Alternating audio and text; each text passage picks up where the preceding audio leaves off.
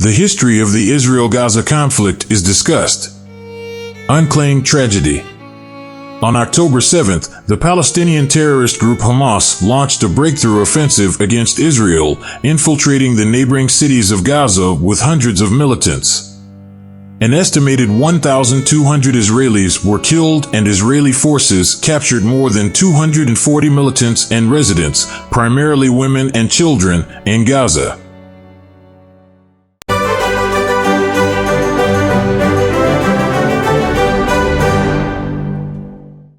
According to Gaza's Hamas-run health ministry, Israeli military airstrikes and artillery strikes in response have killed more than 10,000 Palestinians. According to the United Nations, Gaza's fuel stores have run out of fuel. The United Nations Agency for Palestinian Refugees, UNRWA, which provides several basic services in Gaza, has run out of gasoline, according to a statement cited by Reuters. According to Gaza's Hamas-run health ministry, Israeli military airstrikes and artillery strikes in response have killed more than 10,000 Palestinians. According to the United Nations, Gaza's fuel stores have run out of fuel. The United Nations Agency for Palestinian Refugees, UNRWA, which provides several basic services in Gaza, has run out of gasoline, according to a statement cited by Reuters. He claimed the contractors basically pumped gasoline out. Israel has banned any fuel in Gaza since Hamas launched its offensive on the nation on October 7th, claiming it would aid the group's military efforts. Israel says there is enough fuel in Gaza and accuses Hamas of saving it. As previously reported, Israel also offered 300 liters of fuel to Al-Shifa hospital. The IDF accused Hamas of making it impossible to get gasoline to the hospital. According to an IDF spokesman, Hamas denied Al-Shifa hospital the fuel it needed to keep the premature baby healthy. We all provided support and fuel for the hospital. Hamas has ordered that no fuel be taken, revealed Captain Jonathan Karmarkis. Karmarkis claimed that Hamas asked the manager of Al-Shifa hospital to take more fuel and that it was undoubtedly identical to Hamas, who are hurting and harming the workers there. It's a critical, very cruel use of fellow human beings as props. The IDF has so far provided 300 liters of gasoline for the hospital, while Al-Shifa claims it needs 500 liters per hour to operate. What is happening in a critical hospital in northern Gaza?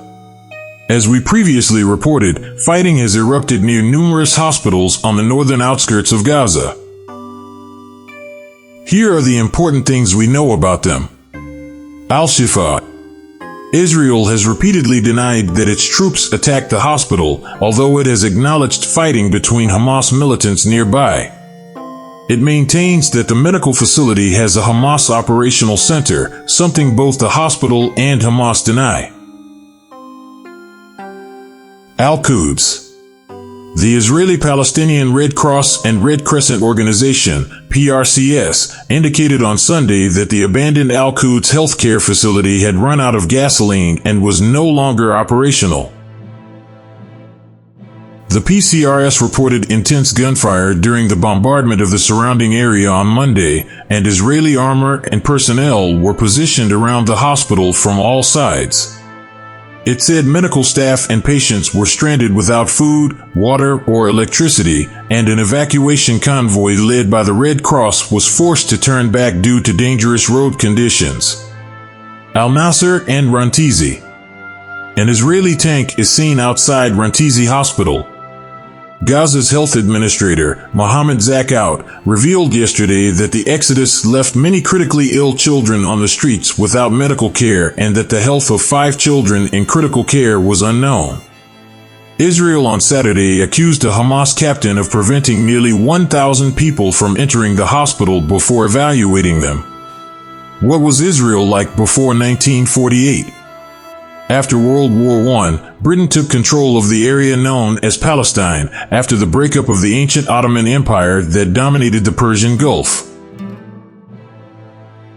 a Jewish minority and an Arab majority, along with other, smaller ethnic groups, settled in the region.